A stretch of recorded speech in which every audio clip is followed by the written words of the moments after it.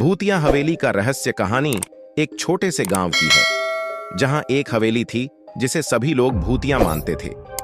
इस हवेली की उत्पत्ति और उसका रहस्य सुनने के लिए लोग बहुत डरते थे। गांव का एक युवक राज ने यह सुनकर भी इस हवेली का सत्य जानने का निर्णय किया। वह अपने दो दोस्तों मोहन और को साथ लेकर हवेली की ओर बढ़ा।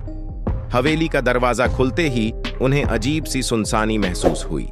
वे तीनों धीरे धीरे आगे बढ़ते गए और हवेली की दीवारों से आवाजें सुनाई देने लगीं।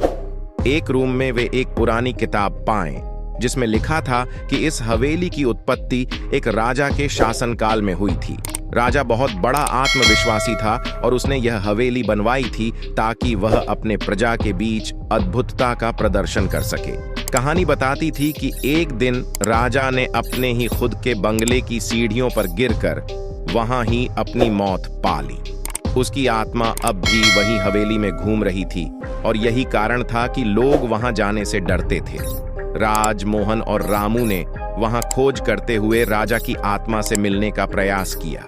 धीरे धीरे वे आत्मा की ओर बढ़ते गए और तभी वे एक पुराने गुफा में पहुंचे जहां राजा की आत्मा बातचीत कर रही थी।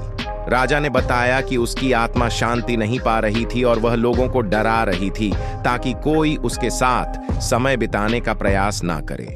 राज, मोहन और रमू ने उसकी आत्मा को शांति देने का निर्णय किया और एक पूजा आयोजित की। पूजा के बाद हवेली में एक अद्भुत शांति का माहौल महसूस हुआ।